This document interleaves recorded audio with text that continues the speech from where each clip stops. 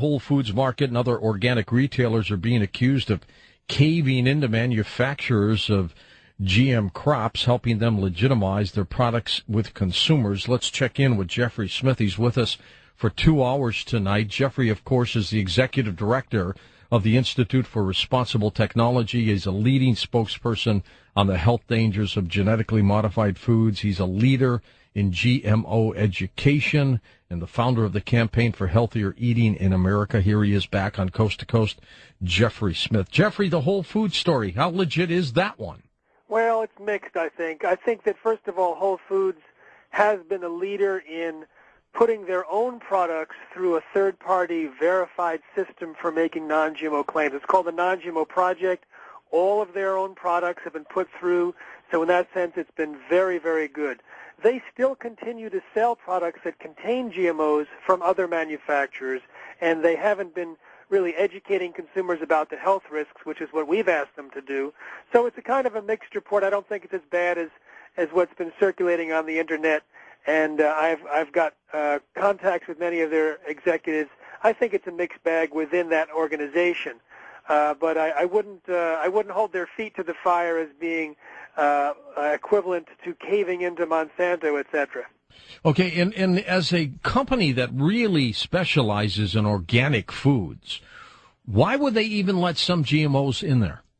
Well, right now, if you go to a normal grocery store, about 70% or more of the foods are genetically modified. 70%, Jeffrey? Yeah, and that's not, I mean, it's basically because of the processed foods. Most of the processed foods, maybe 90% or 80 to 90%, have at least a small amount of the derivatives of soy or corn or canola oil or cottonseed oil or sugar from sugar beets. Those are the main genetically modified crops that are present in most processed foods. I see. So if you were to remove all GM foods from your store, you would have basically big gaping holes in some of the brands that consumers are aware and have been using all their lives. So what we want to do is educate consumers so that their demand is for non-GMO, so that not only Whole Foods but all of the supermarkets out there realize that they have to switch to non-GM, and all of the manufacturers will realize using GM ingredients is a marketing liability. In fact, that's exactly what happened in Europe, George. To get rid of GMOs over there, it was the food companies, not the government, that kicked it out of the food supply. Speaking of Europe, there was a internet email circulating all over the country this week, Jeffrey, that said that the UK had kicked out Monsanto's crops, GMO crops, and that's a story that, one, didn't happen, and it's about 8 years old. Yes, I know. I was aware of that. But what the good news was that BASF, which is a biotech company, did decide to pull out of Europe completely and move its headquarters to the United States. And so that does represent a big retreat from the biotech industry, realizing that they have failed to convince consumers there that GMOs are safe. In addition, France has said, in spite of the fact that a court has ruled that their ban against Monsanto's genetically modified toxic-laden corn is illegal, they said they're still going to maintain a ban on it, and they'll thumb their nose at the courts, and that's another example of the strength of the anti-GMO movement in Europe. By the end of the couple hours that you're on with me tonight, Jeffrey, we're going to have a better understanding of GMO crops, what we can do about it, how we can watch for it, and just what's happening in that arena. You are working on a new film to educate people. Tell me about it. Well, what we've done in the past is refer to a lot of the health dangers of GMOs based on the animal feeding studies, which are significant. There's damage to virtually every organ and every system studied. We refer to some of the livestock problems. But what we're doing now in this film is pointing out actual experiences from doctors working with patients, saying that they're seeing a whole rise of new diseases specifically because of GMOs, and when they take the patients off of GMOs, they get better. Same thing with veterinarians and animals. And so this is actually raising the alarm much more than before, because, we talk about a potential threat based on the animal feeding studies, But when we talk about actual irritable bowel syndrome and this thing and that thing and immune system problems going away in people that switch to non-GMO diets, and you see them and you see their doctors talking about it, it gives a sense of really that the specter of GMOs, what they've done to our population since being introduced in the mid-90s, may be that they're largely responsible for the dramatic increase in a whole host of diseases. Well, there's no question. I think if we create healthier diets and do some exercise, you begin to feel better. You begin to change. What I don't know, Jeffrey, is how do we realize that the foods we eat, the bad foods, are the ones that are contributing to whatever illness or ailment or feeling of melancholy that we might have? You know, it's a great question, and I went to a doctor's office where she prescribed non-GMO diets to every patient, and the whole host of symptoms started to be relieved, or actually were quickly relieved in these patients. And we realized that they weren't just avoiding GMOs, but they were also switching to organic to make it easier to avoid GMOs. They were also switching to less processed foods, more whole foods from scratch. And in some cases, they were eliminating dairy and gluten. And so it was confounding to figure out which factor was GMOs. But in the same week that I was doing the study there in Chicago, I interviewed several veterinarians, and for them it was much more cut and dry.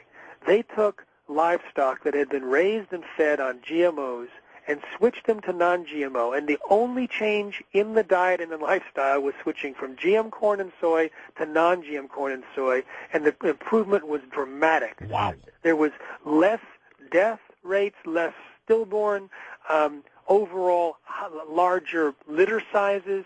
In fact, I spoke to 2 or 3 different farmers and veterinarians who said, very interestingly, the animals looked healthier and looked happier. They were not agitated. And this is another finding that we're just discovering recently, a kind of a universal behavioral defect associated with animals fed GMOs. What is it about the GMOs, in your opinion, that creates this problem? Well, let's take a look at one thing that I'm discovering. I interviewed some scientists last month, and one said that what he's seeing in laboratory animals and livestock animals fed GMOs are the same kind of symptoms as kids with autism. And he gave a presentation just of the physiological, behavioral, and neurological changes in the animals fed GMOs in a German venue. That's recently. frightening. And a doctor came up and said, this is exactly what we're seeing with autistic kids. And the rats that were fed GMOs were getting really agitated and antisocial and becoming cannibalistic. Pigs would wander in their cages like Alzheimer's, couldn't figure out where the feed was, and they'd die, or they'd become cannibalistic and attack each other. We've had experiences, we've had reports of even undergraduate students doing studies with mice, showing that the mice were completely agitated and irritated and antisocial. So when they looked deeper into the actual intestines of the animals, George, they found disruptions that were similar to the kind of changes in the gut architecture that are common in autistic kids. Now, I was giving a presentation in Marin County recently with 2 doctors who believed that GMOs were the cause of rise of diseases among their patients, and both pointed to gut permeability. This would be holes in the gut. Oh. And this could be very serious. It sure could. Now, how do we know? Let's say, for example, you buy that big popular brand of soup in a can. Are there genetically modified foods in that? Well, probably. Here's how you can tell. First of all, you can go to non-GMOshoppingguide.com, and there we have a list of products that are verified as non-GMO. But not every product that's non-GMO has gone through the verification process. So here's your other tips. 1, if it's organic, it's not allowed to intentionally use GMOs. Sometimes, of course, contamination occurs, That does happen. but it would be a small amount. Second, it might have a non-GMO label right on the can. And third, you can check the ingredients to see if they are derived from the 8 genetically modified food crops that go directly into food. And let's go through those again. Okay. Soy, and that includes soy protein isolate and things like that. Corn. Now, corn has a lot of offspring, dextrose, maltodextrin. We list them on the shopping guide at non-GMOshoppingguide.com. And there's also an iPhone application for free called Shop No GMO. And you can look at those at-risk ingredients and see if it's contained in the ingredients on the ingredient panel. So you have soy and corn. You have cottonseed oil, canola oil, sugar. Now, if it doesn't say cane sugar and it just says plain sugar, it includes mostly sugar from sugar beets. Right, the plain white sugar, generally. Yes, all right. Exactly. 95% of plain white sugar is 95% of sugar beets are genetically engineered. Well, funny you talk about autism, because I'm convinced that an overuse of sugar in children also contributes. So if you're using too much sugar and it happens to be GMO sugar, they're up a creek. Yeah, it's kind of a double whammy. It is. The other GM crops are Hawaiian papaya, most of that, a little bit of zucchini and crookneck squash, and alfalfa, which is fed to animals as hay. So those are the major crops. Those are the crops that are genetically engineered that are food crops. There's also some trees here and there and cotton for fabric as well. But those are the food crops. So those you have to be aware of. Those you read the labels and you just try to stay away from them. Absolutely. At what point do you think people would start feeling better if they stay off them 100%? You know, based on the experience, well, it's interesting. I was just talking to a veterinarian about livestock. We'll get to the people in a second, but I actually have some numbers for the livestock. And he was dealing with a farmer in Africa where he's feeding genetically modified corn, and just terrible, terrible health problems with his animals, poor production of his dairy cows. And he switched the animals over to non-GM. And within 60 days, the dairy turned around, and 90 days, the productivity improved. And then with the pigs, it was about 120 days before all the symptoms disappeared. But then he ran out of non-GM grain and had to give them genetically modified again, and everything reverted back. And I assume quickly, too. Yes, it's true. Now, with the doctors that I've interviewed, it can be between like 3 days and 6 weeks for most people are finding improvements. And I interviewed several patients, and oftentimes it was much quicker than the 6 weeks. One person had irritable bowel syndrome and was told that they'd have to take pills every day for the rest of their lives. They said within 4 weeks they were much, much better. 6 weeks they didn't need pills anymore. I talked to someone within 3 or 4 days, skin conditions started clearing up. I talked to someone who said after a year of eating non-GMO, she lost 35 pounds, her husband lost 15 pounds, her kids lost 5 pounds each, and the only thing she focused on was removing GMOs from the diet. And we've heard that before. So it really varies. And part of the problem of figuring it out is that there's so many ways, and we'll discover this over the next 2 hours, there's so many ways that GMOs might be poisoning us and causing problems. I mean, new stuff, even stuff that I just got this evening in the last hour, is rather strong evidence for why people should avoid GMOs. Jeez, this is almost a tragedy, isn't it? You know, it could be beyond almost a tragedy. It's like, first of all, if you think of the longevity of GMOs, we're feeding them to the products of an infant science to the entire population, but it also goes into the environment and affects all living beings, but that's not all.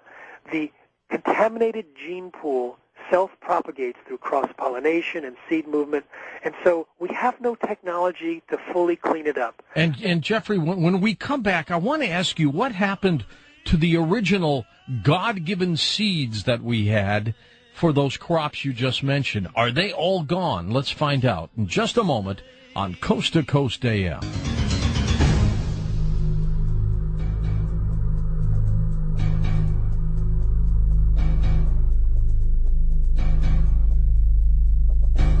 And welcome back to Coast. Jeffrey Smith with us. Jeffrey, the crops you just mentioned that are primarily GMOs now, what has happened to the God-given seeds that we once had that were not GMO seeds? It's not pretty.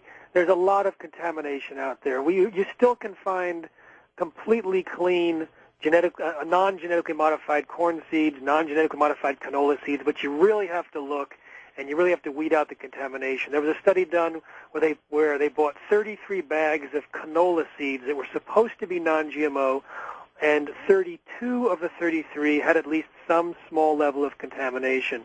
They have contaminated the indigenous corn varieties growing in Mexico. The source of the genetic diversity for the world in corn is now contaminated with GMOs from the United States. In what time period did this all happen?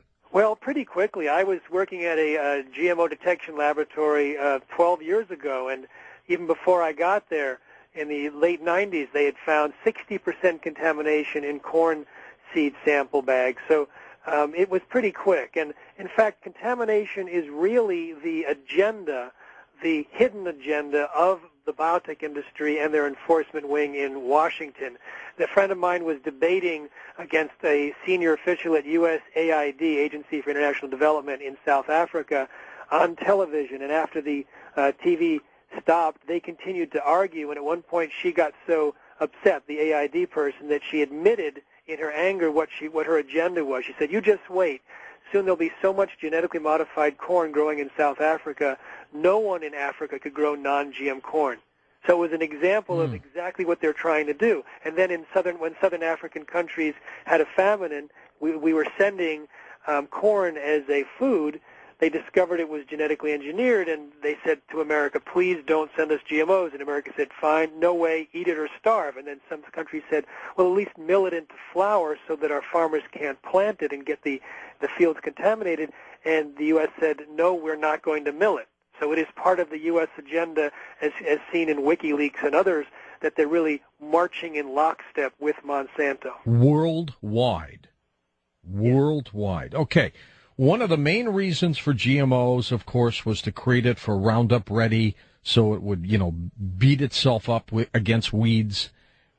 Isn't it losing its effectiveness? Isn't Roundup losing its effectiveness against weeds? Precisely, and this is what we all predicted, that when you overuse a weed killer, the weeds develop resistance. That's right. So do bugs. Exactly, and that's what's happening with Monsanto's BT corn, which is corn that's built in with an insecticide that breaks open the stomach of insects and kills them. Both the weeds and the bugs are now resisting the very purpose of GMOs. And so you'd think that their days were numbered. But what the biotech industry is doing, it's very interesting. When they introduced Roundup-ready crops, which are crops designed not to die when sprayed with Monsanto's toxic Roundup herbicide, Monsanto said, "Oh, this will reduce the use of herbicide." Well, they knew that it wouldn't, and in fact it didn't. It's dramatically increased it by 383 million pounds in the first 13 years. So what they're doing now is that now that Roundup is losing its efficiency, companies like Dow and Monsanto want to introduce crops that can withstand a component of Agent Orange, 2,4-D. So we're going to have Agent Orange crops, and they're known to cause birth defects and other problems. And so the acutely toxic and neurotoxic chemicals are going to be on the rise with huge, huge numbers. And the USDA is saying, we have no problem with this. In fact, there's a comment period right now. So if you go to our site at responsibletechnology.org, you can tell the USDA to stop the promotion and acceptance of Agent Orange genetically modified crops. That's crazy. Yeah, it's absolutely... It's bizarre. And the thing is, with Roundup, it's interesting. Right now, they have found Roundup in the urine of urban dwellers, in surface water, in groundwater, in 60 to 100% of air samples, rain samples, water samples. It's practically omnipresent. Now, Monsanto used to claim that it was completely safe and that you can drink it. However, it turns out it's extremely dangerous. It's linked to birth defects. It's linked to endocrine disruption. It can kill placental cells. In fact, it's found to cross the placental barrier. It's found in human blood and in fetal blood. And it turns out that it also reduces the availability of nutrients in crops and in livestock feed. It can disrupt reproductive problems in animals. It can disrupt a whole series of chemical processes in humans. And there's an interesting discovery going on right now behind the scenes where they find that Roundup, or Roundup Ready crops have a very high concentration of this newly discovered organism, which appears to be linked to reproductive failure and plant diseases. There's a rash of reproductive failure among livestock in the United States where the animals are not able to maintain their pregnancies. They're having miscarriages or they're just infertile. Well, isn't that happening to humans too, Jeffrey? Exactly. Where there was one fertility clinic in the years ago, now there's 14. So this dramatic increase in infertility in humans may also be linked to these GMOs. Now, if you look at some of the laboratory studies on GMOs, you find animals with changed testicles changing from pink to blue, damage to young sperm cells, uterus and ovary changes. Then they fed female rats genetically modified soy. More than 50% of the babies died within 3 weeks compared to 10% when the moms were fed non-GM soy. The babies were smaller and sterile. In fact, when the scientist was pressured to stop her research, one of her colleagues tried to comfort her by saying, well, maybe the GM soy will solve the overpopulation problem. Another Russian scientist in the Russian Academy of Sciences did a study on hamsters. By the third generation, most lost the ability to have babies. Some had hair growing in their mouths. They died at 4 or 5 times the rate. I mean, this is really astonishingly high levels of death and changes in the reproductive organs. Even the government study in Austria showed that when mice were fed Roundup Ready corn, they had fewer babies and smaller babies. How do we know that this Morgellons problem, which the CDC says is not a problem, how do we know this might not be related to all of this?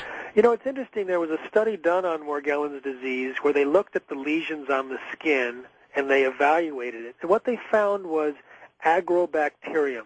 Now, agrobacterium is used in creating genetically engineered crops. Oh, really? So this was like a red flag raised saying that maybe this was developed from some kind of experimental GMO that was grown in certain regions because Morgellons seems to be regionally affected. And, of course, if that's the case, they'll do their best to cover it up and pretend it's not related to GMOs or even pretending that it doesn't exist. So many of us are concerned about animals. What about your pets? How do we know when you go to the pet store to buy your dog or cat, whatever you feed them, that they're not getting GMO-type foods? There's a rather famous veterinarian named Michael Fox who's written 40 books and writes a syndicated column that goes to 12 million.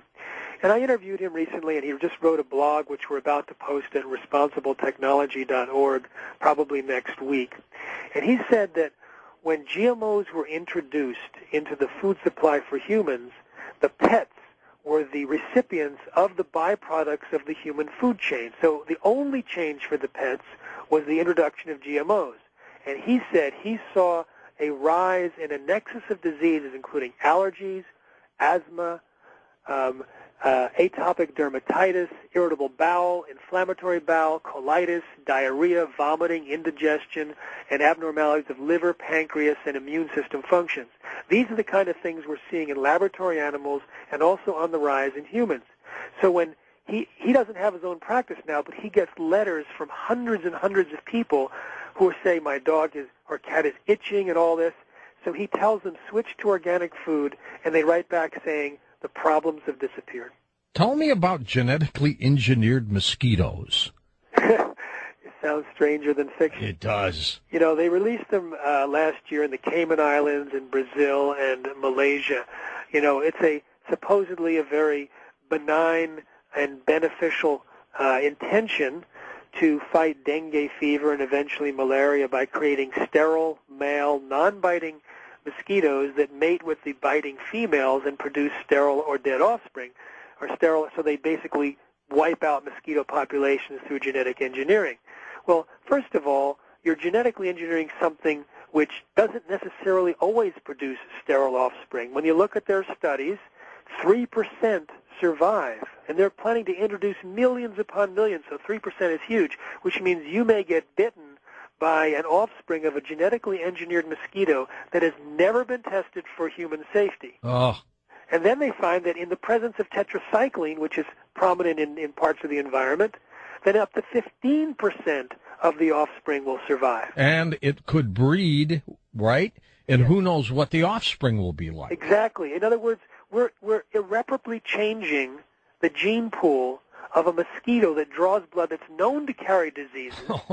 And it's like, do you want to do the recall on that, George? I don't. No, not at all. So what else are they engineering? This is like the island of Dr. Moreau. It's worse than that. I mean, they have a salmon that grows twice as fast as regular salmon that they want to introduce. It's a frankenfish.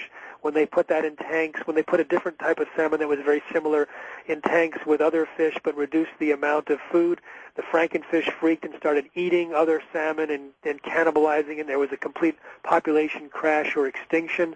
And these they want to put into our food supply. They want pigs that are called enviro pigs that produce supposedly less toxic manure because they want to keep their confined animal feeding operations and just genetically engineer the pigs so that they fit into this horrible industrial model. Essentially, what they want to do is genetically engineer, according to Monsanto's own former consultant, Arthur Anderson, 100% of all commercial seeds in the world and patent them. And so there are hundreds of varieties of GM crops that are in some level of production, and if we don't stop it, they could be replacing nature. This is probably one of the biggest stories I've ever heard that is really going unreported in the mainstream media. Oh yeah, I mean, what's happening in the mainstream media is completely ridiculous. In fact, I wrote a story about Dr. Arpad Pusztai in my book Seeds of Deception, which, by the way, I'm doing a special gift for your listeners. I've never done this before. If they go to our site, responsibletechnology.org, they get the free first chapter download of Seeds of Deception. And in this story, I talk about Dr. Arpad Pusztai, who was commissioned to discover how to test for the safety of GMOs. And he discovered that they were absolutely a disaster for health. And when he was able to go public, he went public with his concerns, was a hero for 2 days, and then 2 phone calls from the UK Prime Minister's office basically ended up resulting in him being fired and gagged and threatened and defamed. When his gag order was released, there was a complete firestorm of coverage throughout Europe, over 700 articles within a month just in the UK alone, but Project Censor described that as one of the 10 most underreported events of the year in the United States. So it was covered dramatically in Europe, but hardly a peep here. Around the same time, I was reading Time magazine. The international edition had stories about GMOs. The U.S. edition, nothing. Can we win? Yes. How? All right, here's a couple of scenarios. Scenario 1, in November, Californians will have the opportunity to vote for mandatory labeling of genetically modified foods. On everything? On every food that's sold in grocery stores. That has it. So if it's in a can of soup, it's got to say that. Exactly. This is the way you can find out if your can of soup has GMOs more easily than having to read the ingredients. Now, most Americans, 53%, say they would avoid GMOs if they were labeled. So what do you think Kraft Food and Nestle's and Hershey's are going to do if they have to put the label on? They're going to remove GMOs rather than admit that they're using them. So all of the national brands that are sold in California will remove GMOs, and we will have basically a clean-out because the same companies that already removed GMOs in Europe will realize they don't want to tell Americans that they're eating GMOs. So, but when they clean this out, what are they going to go back to? The Mother Nature type foods? Yeah, they'll go to non-GMO. There'll be enough seeds, within a couple of growing seasons to produce the non-GMO. And they'll come rapidly coming back, won't they? Yeah, absolutely. In fact, you can buy plenty. I mean, there's thousands of products that are non-GMO verified at this point. When you buy a packet of seeds from a company for your garden, what are you getting? Non-GMO or GMO seeds? Well, first of all, there's very few genetically modified crops or plants that you would actually grow in a garden. That's true. The only ones you have to worry about are zucchini, yellow squash, corn, and if you happen to be in Hawaii, papaya. Papaya, okay. So the tomatoes are okay. Yeah. All right. However, there's news that just came out that maybe China is growing genetically modified tomatoes. I'm going to do an investigation to verify that. If that's the case, then it's a game changer for what to eat in the United States because we import a lot of stuff from China. Yeah, that's a good point. But, all right, so in California, in November, they're going to vote on this. Is it a referendum or is it will it be law? It's a ballot initiative. It's like one of those measures. Okay, so if it passes, it's law. Yes. It'll pass. Well, the thing is this. How could it lose? The reason it might lose is this. There was a similar vote in Oregon in 2002, and about 70% of the people were in favor of labeling. That was when it started. But by the time the vote came, 70% of the people voted against it. Why? There was a disinformation campaign highly funded by Monsanto and the biotech industry lying. It told the people it would cost every family about $555 per year if they voted for it. It's complete nonsense. It's just adding a label. It has nothing to do with increasing costs, but they got away with lying. They also created all these front groups saying it was bad for farming and it was, mothers and stuff. It was a complete whitewash. Now, if they are facing the possible removal of GMOs from food around the United States because of this vote, how much money, George, do you think they're going to put up in a disinformation campaign? Huge money. Right. So we're in a situation right now where we need help in California in order to make this happen. We need money, and we need volunteers to help gather the petitions starting in about a week. So if you go to labelgmos.org, you can get involved with either as a donor or as a petition gatherer, and in responsibletechnology.org you can learn more about the whole initiative and sign up for this free newsletter, and we'll let you know. And we'll keep you updated about the whole progress of how things unfold in California. If California passes this, will this be a guideline for the rest of the nation, and will other states follow suit? It's already starting that way. In Washington State, they tried to introduce a bill through the legislation, and it did fail, but it was modeled after the California one. There's something that's happening in Connecticut. It looks like something may be happening in Vermont, in some other states. In fact, there's more than a dozen states where there's some labeling activity going on. Plus, just yesterday, or was it today, there was a bicameral letter from Boxerman and DeFazio asking the FDA to label GMOs. And so there's a lot of buzz around labeling now that we've never seen before. And this, I think, is the rise of the tipping point of consumer rejection, which is the other way we can get rid of GMOs. From what we're discussing, and we've only scratched the surface so far in the first hour about the dangers of GMOs, and there's more we can cover, as people learn just how dangerous it is, they're going to grab our shopping guide at non-GMOshoppingguide.com, and they're going to avoid GMOs. And if we get about 5% of U.S. shoppers avoiding genetically engineered ingredients and brands, that should be enough to create the tipping point, because it'll show that GMOs are a pure marketing liability. There's no consumer benefits. No one clamors for their daily dose of Roundup or the toxic Bt toxin that kills insects. It's not like your cuff of Java, is it? Exactly. All right, my friend. Jeffrey, stay with us. We're going to take phone calls with you when we come back. Don't touch your dial, because up next, you're part of the program. Phone calls with Jeffrey Smith as we talk about GMO, his book, Seeds of Deception. Websites are all linked up at coasttocoastam.com for you. And like he said, he's giving away the free the first chapter, if you want to take a look at it online, of his book, Seeds of Deception. Jeffrey, the idea of GMO crops, was it an idea that was well thought of initially, or did it just simply go awry? Was it bad from the get-go? Originally, when scientists realized that they could swap DNA between species, they got together in a conference and said, this is too dangerous, too risky, just over the top, new, irreversible, uncontrollable. Let us self-police and ban it. And then all of a sudden, Monsanto was saying, we can do it safely, and we can put it into food, and we can get it out there. And I talked to one scientist who was very familiar with genetic engineering, and she said, well, it must be that Monsanto had discovered new ways to do GMOs, because we know it's so full of unpredicted side effects.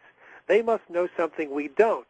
But when she later realized what they were doing, it was the same unpredicted technology that had caused a lot of people to put the brakes on. And it turns out that they were able to manipulate the FDA to allow GMOs in the market without any required safety studies. It turns out the person in charge of FDA policy was Michael Taylor, Monsanto's former attorney, who later became Monsanto's vice president, who's now the U.S. food safety czar. He completely ignored the warning after warning after warning of their own scientists who said that this stuff is dangerous, unpredictable, and could cause health problems. Will it ever end, Jeffrey? Well, I think that we will see, small amounts of GMOs in the population of these crops, perhaps forever, outlasting the effects of global warming and nuclear waste. But I do think that what we're seeing is the signs of a growing tipping point. We have never seen the kind of anti-GMO sentiment spreading in the United States. We're also seeing every day new health risks that are starting to make headlines slowly, not necessarily the mainstream media. For example, I got an article tonight. This is a very interesting and very dangerous development. It's about botulism and how botulism may be exploding inside guts of livestock, because when the livestock eat Roundup-laden crops, the Roundup kills the controlling bacteria in their gut that controls and keeps down the population of botulism. But when they, even 1/40th the amount of glyphosate or Roundup residues that are allowed on crops, just a tiny amount, can destroy the controlling bacteria. And there's research now in Germany, one study that's come out, another one that's about to come out, that is showing a very large explosion of this botulism. And one scientist pointed out to me that when 200 cows died last year on a Wisconsin farm, they were announced that it was probably pneumonia, and so no investigation had to be done. He said that's not what pneumonia does. It was probably botulism, and it was probably a prevented investigation, not to cause an alarm. Okay, and again, getting back to pets, pet foods, what do you look for at the store? Organic at this point. I mean, there may be some pet food companies that say non-GMO. Another way to do it, I talked to someone who had cats recently. She said she chose the cat food that had no corn in it because the corn is genetically modified, and no soy in it. So you can avoid the soy and the corn, for example, and that'll help. Or you can buy the organic, and some may actually say non-GMO for your pets. What symptoms do your pets come down with if they're ingesting too much GMO? Well, there's a whole list of symptoms, as I read earlier, but the one thing that the veterinarian told me was itching, allergies, and all that. In fact, if we look at other animals, I was talking to a livestock veterinarian. He said that when GMOs were introduced, a whole new syndrome of diseases that came out that were much more virulent and much more difficult to treat, but that when livestock switched to non-GM, it takes less medicine to get a response, and you don't have as many sick animals. And I've also heard from one other veterinarian, he said that the whole gut bacteria completely gets destroyed and distorted, and we're seeing that a lot. And we expect that to be happening in humans. In fact, the only human feeding study ever published showed that the genes inserted into crops can take up residence inside the DNA of bacteria living inside our intestines and may continue to produce these genetically modified proteins inside of us. Now, the scariest thing that people walk away with from my lectures is the concept that if they eat a corn chip that's designed to produce it's insect-killing pesticide, the gene might transfer to the gut bacteria and turn it into a living pesticide factory, continually producing this Bt toxin. And in Canada last year, they found in 93% of pregnant women tested and in 80% of their unborn fetuses this Bt toxin circulating in their blood. Amazing. And this is very dangerous. Amazing. All right, let's take some calls. And then I want to ask you, Jeffrey, if originally it was made, of course, as also an insecticide fighter, if it blows up the guts of a bug, what will it do to a human? Absolutely. This is really of concern. When I talked to two different scientists, one who was he was a biophysicist, MD, and Master of Public Health, he said that he thinks that the Bt toxin, which does this killing, is probably responsible for the autism that we're seeing. And another scientist said the same thing. Another person who gives lectures to families of autistic children, she thinks that this Bt insecticidal toxin is also linked to autism. And if it's linked to the permeability in the gut, that can be linked to a whole host of things like autoimmune disease, allergies, and developmental problems. Frightening. Okay, to the phones we go. Let's pick it up by going to Deanna in Indianapolis, Indiana. There you go, home of the Super Bowl. Yeah, it was Hey. great. How are you? It sure was. Super game. Oh, my God, yes. That was really cool. Good, I have a question. Paul Stamets did a talk on TED, and he talked about the ways that mushrooms can save the world. He created a bag that they used and laid down in areas where there was runoff from corporate farms, and it was making toxic the waterways and the ground. He found that the mushroom bags he created was able to actually change the pH, eat up those toxins, and cleanse the earth. And also he did a study where it cleansed toxins and diesel oil and fuels out of dirt, so that the ground became lush and wonderful again and was healthy. My question is, will any of those solutions help to cleanse and detoxify from the Roundup Ready and the GMO problems that we're having? Excellent question. I've talked to Paul, and he doesn't know of any fungus that can do what you're saying, but both of us are hoping that we discover it soon. Now, there's a lot to clean up. When you spray with Roundup, even though Monsanto illegally claimed that it was biodegradable and got fined in 2 different continents, it can last for years and years in the soil and cause problems year after year as new crops are planted. The BT, which is produced even in the roots, can bind with clay and last for months or years. And there's also the Roundup destroys some of the beneficial microorganisms and promotes soil-borne pathogens, which are increasing more than 40 different plant diseases in the United States to epidemic proportions in some cases. So the entire soil biosphere is being negatively impacted by GMOs, and we're going to need this kind of bioremediation, whether it's fungus and mushrooms or positive bacteria, that is being used all over the country right now for general soil remediation, and we have to do the studies to find out its effects on GMOs. Next up, we go to Rusty in Boyle Springs, South Carolina, east of the Rockies. Hey, Rusty, go ahead.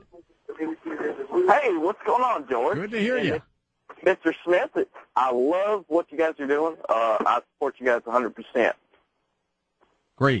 Go ahead. I just had a quick two very quick questions. Mr. Smith, what about I heard you touch on the subject of organics. What about the organics if I buy at the grocery store? Do they contain GMOs? And the second part of the quick question was, is there any way to detoxify your system? Great. So first of all, with organic standards, they are not allowed to intentionally use GMOs. And I don't suspect cheating, among organic companies. They get inspected, etc. However, there is no guarantee that there's not some level of contamination.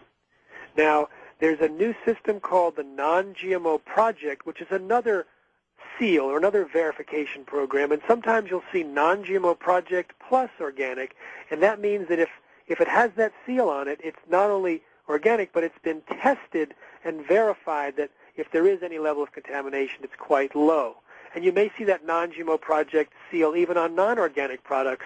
Again, it's been tested if there's any at-risk ingredients, and the whole production system has been vetted. So organic has always been a trusted oasis for those of us looking for non-GMO products, and if there's any contamination, it'll be tiny. As far as detoxing, I spoke to a pediatrician last year who's been seeing a lot of problems in children that she thinks it's related to GMOs in general and probably this BT corn in particular. And she says that it takes a very complicated and complex set of treatments to bring people around, but she's getting it when it's a very severe set of symptoms.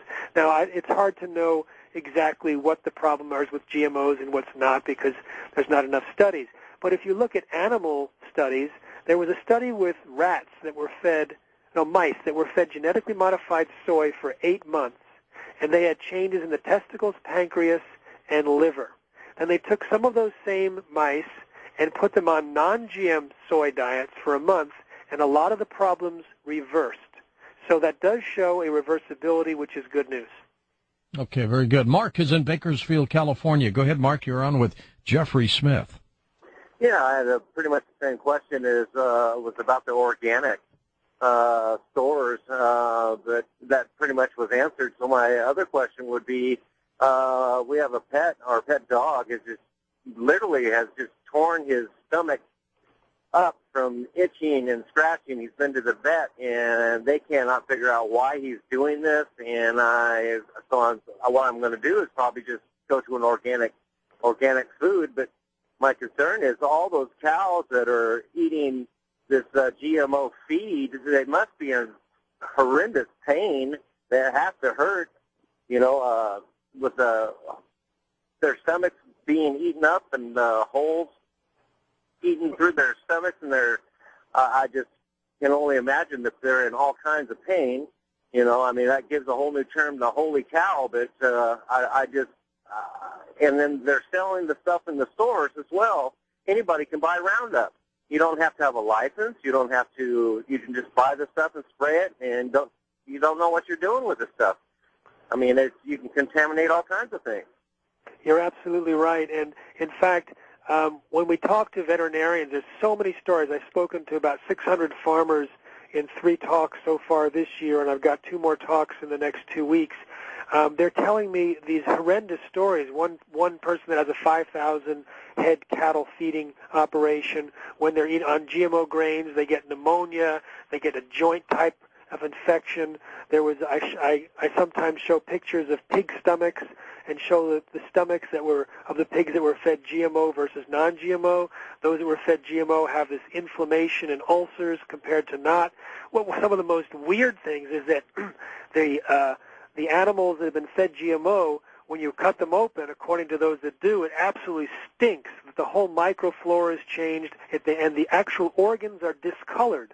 Completely different smell and look of the animals that are fed GMOs versus non-GMOs. And if you do find, by the way, that your animal stops getting itching from that, let us know over at responsible-technology.org. In fact, we're getting our film done. We even have a matching grant from Natural News right now to raise the money to get the film done.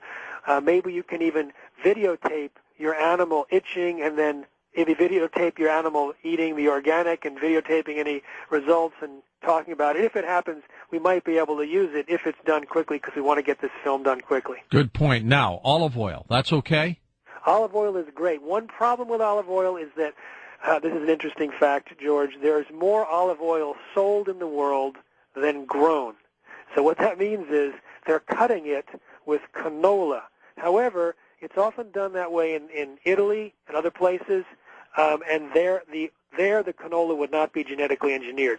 So in general, olive oil is a good alternative, and this is important when you go out to eat, because a lot of restaurants will use vegetable oil, which is usually soybean oil, but you can say, do you have pure olive oil there that you can cook my food in? And that's how I get around traveling 180 days a year, eating in restaurants all the time, but staying non-GMO. What kind of sugar, if people are going to use sugar, that you recommend?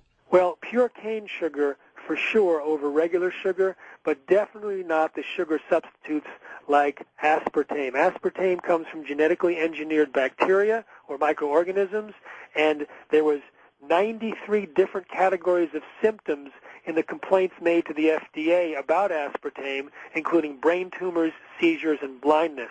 If you Google aspartame symptoms, you can camp out for days, and you will get rid of your habit of aspartame during that time. Next up, let's go to our first-time caller, Matt, truck driving in Oklahoma. Go ahead, Matt. I just want to know, as far as they've already got stuff in place of gardening, let's do the fact that they got biodynamics. They've proven over in Australia how they cleaned up their earth and made it where they don't have a runoff of their soil, and it helped their plants, not their plants, their cows and everything. So I just want to know, his name was Rudolph Steiner, Just want to know if anybody heard about it as far as that. Have you heard about this, Jeffrey? Oh, yeah. Biodynamics is very popular around the world. They have a lot of very good results, a very interesting system. In fact, what's happening now is there's systems way beyond organic that really bring nutrient-dense materials, nutrient-dense foods, biological remediation, the biodynamics. There's a lot of knowledge out there, and it's not being supported by our government. And I understand why, because the industrial agricultural model basically runs roughshod over the U.S. government. So right now there's a 30-year study by Roulette where organically grown soy and corn has the same yield as the GMO and conventional, but less inputs and more income to farmers. And in developing countries, organic and sustainable can double yields. And these are huge studies with 12 million farms. And then if you add things like permaculture and biodynamic, it can even get better.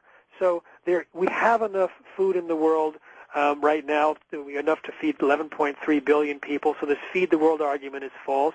GMOs reduce average yield compared to normal seeds, and we have systems that can produce healthy food for everyone. What are the odds that the steak you eat was from a cattle that ate GMO corn? Well, it's around 100%. Oh. The thing is, where you can find non-GM is this. If it's at 100% grass-fed, then the only risk there is alfalfa.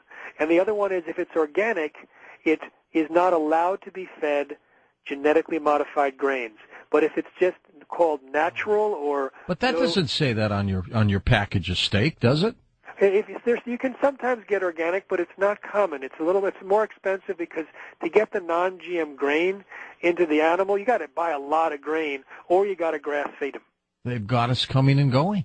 It's true. In the United States, especially when going out to eat, if you're a meat eater, it's very hard to avoid animals that have been eating GMOs. And according to the Center for Veterinary Medicine of the Food and Drug Administration, they wrote back in 1991 and 92 that there was a serious, unique health risk associated with GM feed that could affect humans through meat and milk. Jeffrey, we're going to come right back and take final phone calls with you in just a moment on Coast to Coast AM. Plus, I've got a few more questions about what we can do. We'll be back.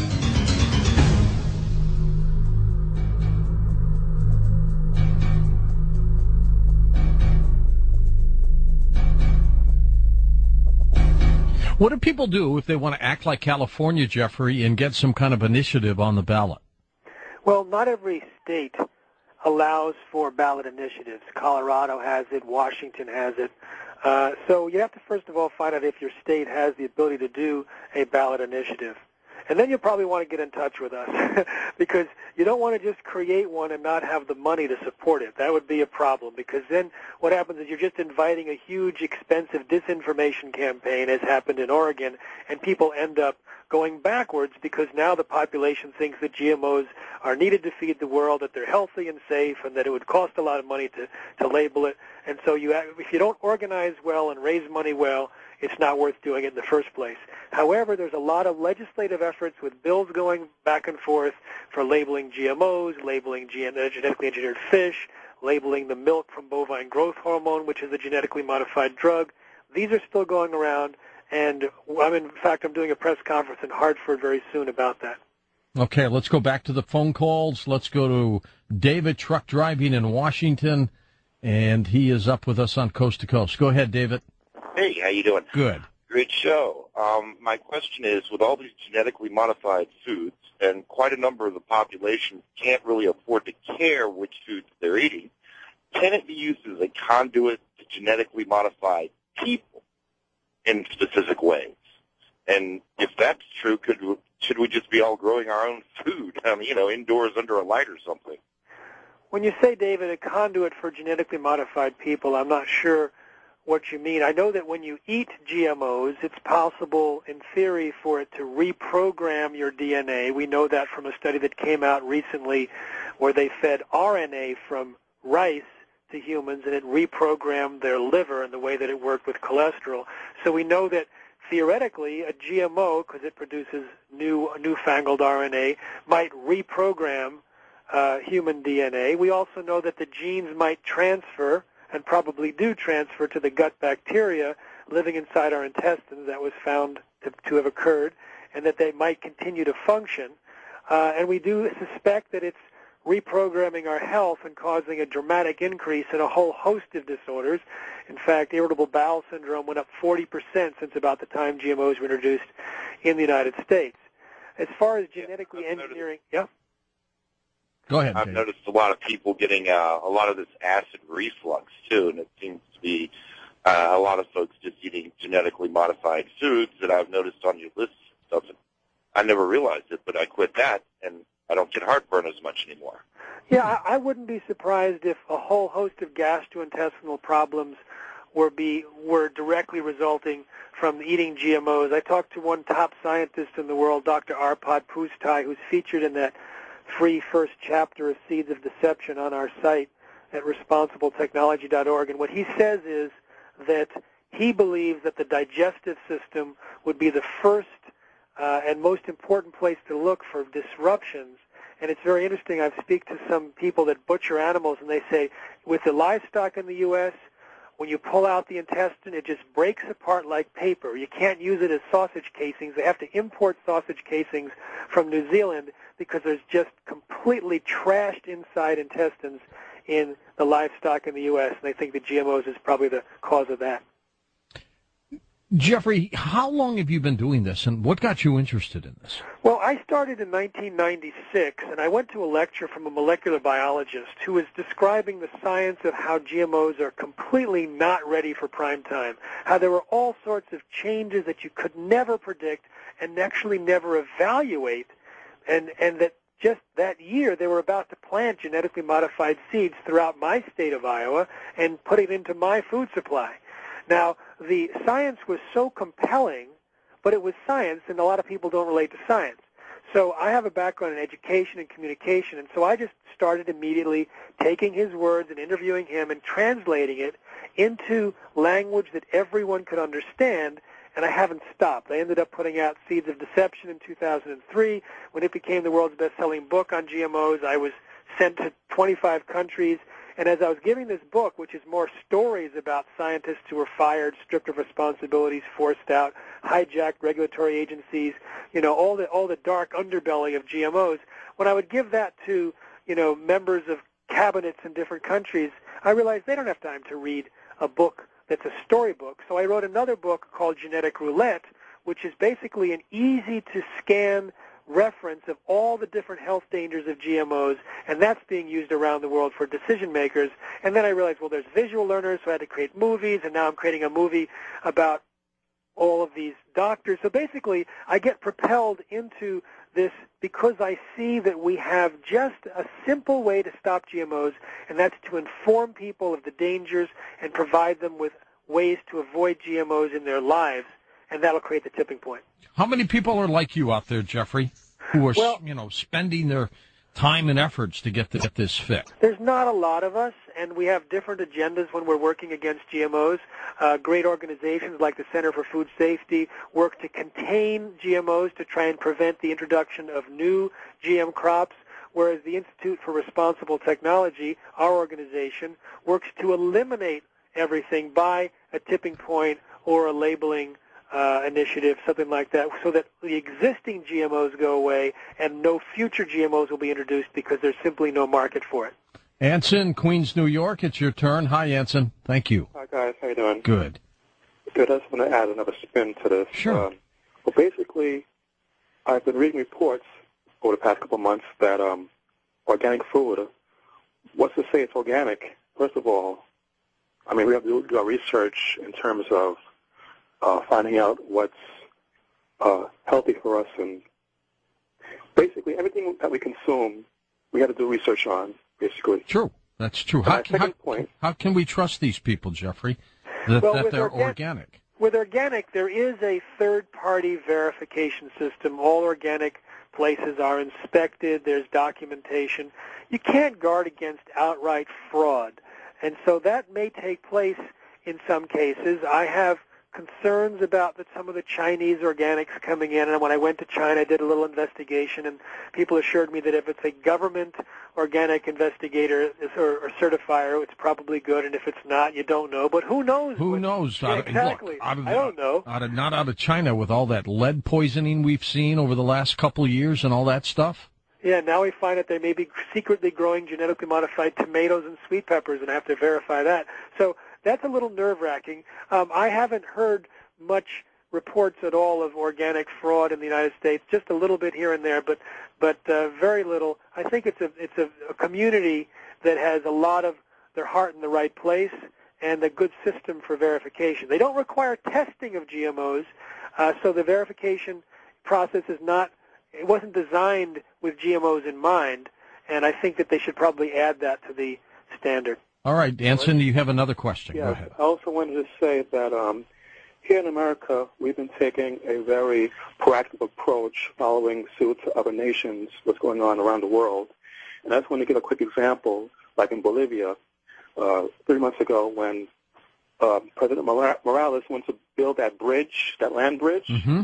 The citizens of Bolivia stood up day and night protesting, peaceful protest, and they got it overturned. President Morales said, he's not going to bother to do it. But it was because of the people's efforts day and night. And what I'm saying is that we have to become more socially and more hands-on active, take a more hands-on active approach instead of depending more on Facebook. Because basically, my thinking is that, something happens, we post on Facebook, we post on Twitter. We do that, we get a feeling of satisfaction that we've done something. No, I look at the model, what they did in Bolivia, as a perfect example.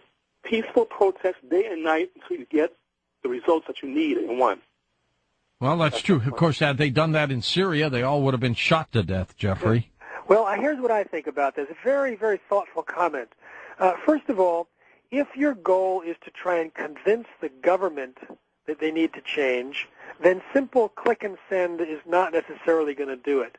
If you're trying to convince people to change their behavior, a lot of people get information off the Internet, and I think that you can have a social media revolution that can turn GMOs into a marketing liability. So, for example, if you go to responsibletechnology.org and you sign up for our free electronic newsletter and send it to everyone you know, that we know for sure that our materials, that the videos that we have online posted for free change people's behavior. They don't have to go outside. They don't have to do silent protests.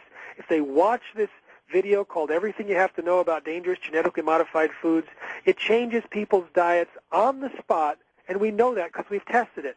So it depends on your strategy, and I think that if you're looking for behavior change, you can do it from an online community perspective. If you're looking for changes in the government, they need to see more these days than simply a petition. I drink a lot of powdered green juices, and the labels in the back, it says organic certified. So what's that mean?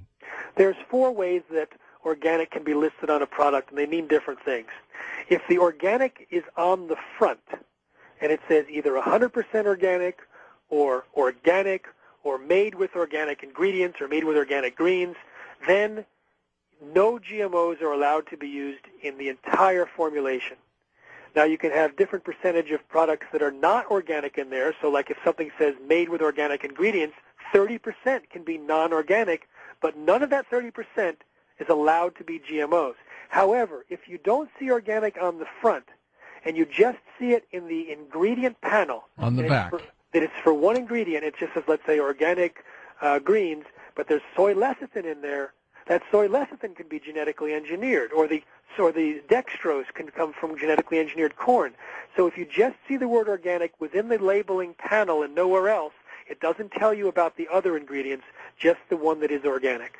Good point. All right, next up, let's go to Los Angeles. Hey, Andrew, welcome to the program. Hi, George.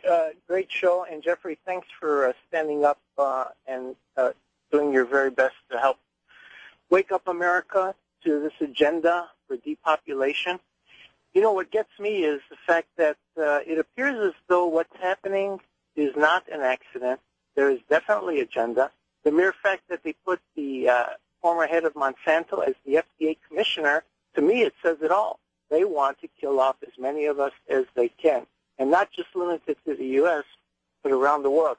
My question to you is, do you think that, by the way, did you know that at the Monsanto cafeteria, I understand that the employees there demanded non-GMO food? I don't know if you heard about that. Yes, I write about that in Seeds of Deception. It was the cafeteria in England in 1999 where a letter from the restaurant owner in response to an inquiry said, due to concerns raised by our customers, we removed GMOs.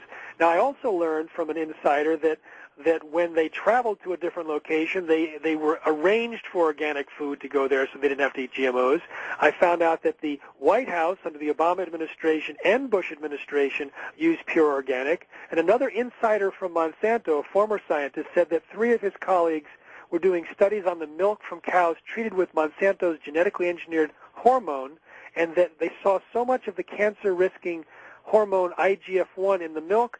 These 3 Monsanto scientists refused to drink milk thereafter unless it was organic. One bought his own cow. So they're not willing to eat the stuff that their company is producing. Organic food will be the food for the elitists, huh? Indeed. My question to you is real quickly, do you know if there is a connection between Monsanto buying Blackwater, the offshoot of Blackwater, or do you think that's strictly a coincidence? All right. I don't think they bought the offshoot of Blackwater. I think they contracted with a division for doing intelligence as well as infiltration of groups that were against GMOs and for those animal rights groups. This was reported. So also you mentioned earlier the former head of Monsanto is the FDA commissioner. It's almost right. The former vice president of Monsanto is the U.S. food safety czar in the Obama administration, and he was formerly at the FDA as the person who allowed GMOs on the market without any safety studies whatsoever, without any labeling. And turns out the Obama administration has been worse than the Bush administration in terms of GMO promotion. One of the things about the Internet is that these stories run rampant, and sometimes they're inaccurate, Jeffrey. I know, and I spend a lot of time correcting all the time, and I know when I publish stuff, it goes out to millions of people, and so I do a lot of fact-checking, and I hate when I discover occasionally a mistake because then I have to go out there, but usually we're pretty accurate, at least with the current information. All right, next up, let's take another call or two. We'll go to Oahu, Nebraska. Les is with us. Go ahead, Les. Yeah, thanks for taking my call. Sure thing. Here to that last caller. I used to work at the Cargill plant here in Nebraska for about 7 years in the construction department, just digging footings for the buildings and stuff they're putting up. And we got contracted to haul away, it was either 2 or 3 million bushels of corn that were in their large elevators that the trucks that would come in high volume. And somehow, some way, some corn that was contaminated with some kind of special GMO corn in Iowa had made it into the bin, and they didn't know which load, so we had to haul all of it away to a landfill, and it had to be covered with dirt by that evening. They didn't want any animals or birds getting into it, and it was not made for human consumption. And the first time I had heard about anything like that, I was at a barber shop, and I read a popular mechanics magazine, and it said they had scorpion DNA mixed with corn for some reason. It's just like, God, what are these guys doing? And this is like back in the late 90s or early 2000 when this happened. And I've read more and heard more. The Internet's got all this information. You guys providing this information. I just wish that we can get this to the mainstream media and people to realize how serious this is. First of all, I got to tell you, I totally want that information. I want every detail you can remember about it. Please contact me at responsibletechnology.org. It turns out at late 90s and 2000, there was a lot of incidences of farmers saying that their cows and pigs were getting sterile from certain varieties of genetically modified corn. And some truckers actually brought it to a Cargill plant. I don't know if it's the one you were working at, but and it was supposedly milled into the human food supply. But there was also around the same time an experimental corn that was genetically engineered to produce a spermicide. So some people were speculating that maybe the spermicidal corn got contaminated with the feed corn for the animals, but we don't know because we've never been able to find it and test it.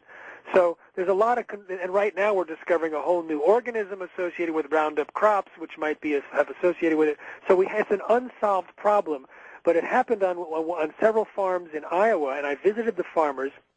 And every time it was reported in the paper, more and more farmers would call and say, I'm having the same problem. Jeez, it never ends, does it? It's amazing. Jeffrey, get your websites out for us, please, and tell us about that little free offer. Sure.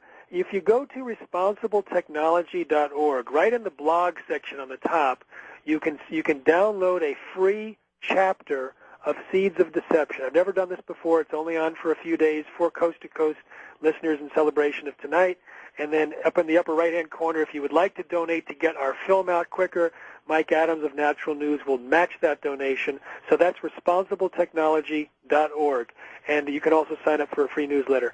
We have non-GMOshoppingguide.com. That'll help you avoid GMOs. It'll help you navigate to the brands that are non-GMO. And if you have an iPhone, you can download Shop No GMO iPhone application, also good on iPad. So Shop No GMO iPhone, Non-GMO Shopping Guide, and responsibletechnology.org. Jeffrey, thank you so much.